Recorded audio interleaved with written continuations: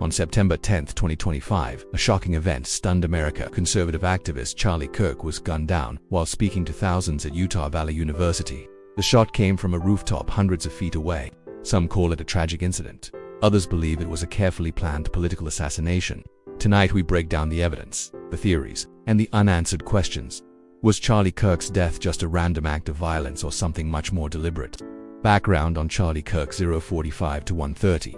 Charlie Kirk was one of the most recognizable conservative figures in the United States, founder of Turning Point USA, host of The Charlie Kirk Show, and a leading voice for younger conservatives. He was in the middle of his American comeback tour. This nationwide series of events aimed to rally conservatives ahead of the 2026 elections.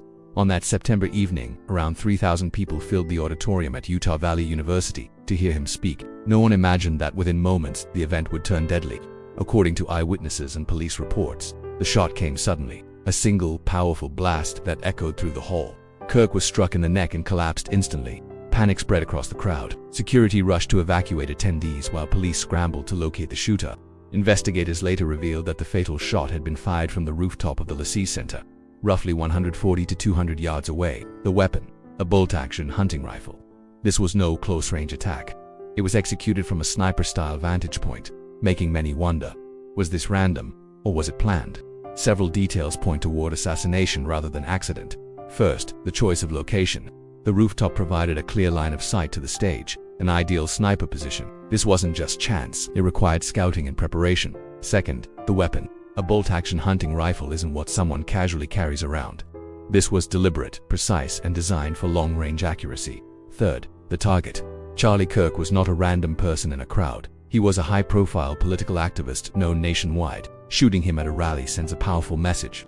And finally, the reaction from officials. For many, the precision, the weapon, and the target all line up to suggest this was far more than an incident.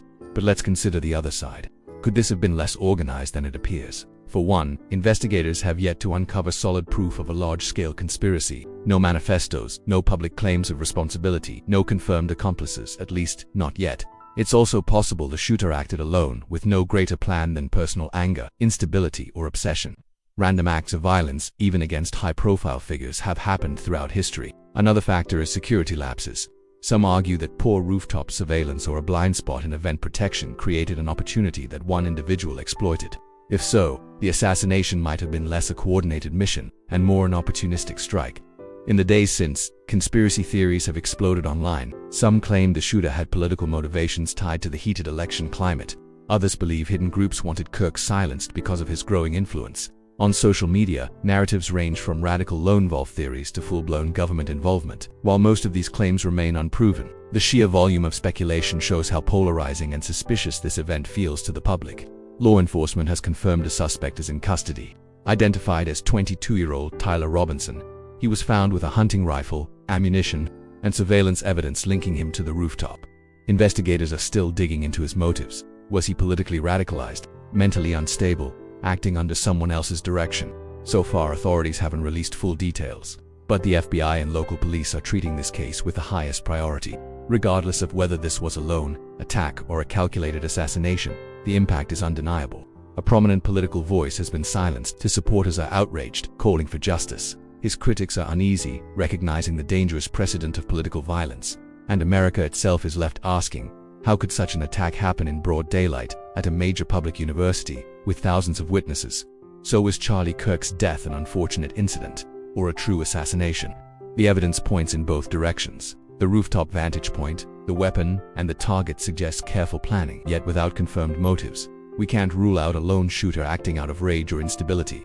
What we do know is that this event marks a dark chapter in American political life.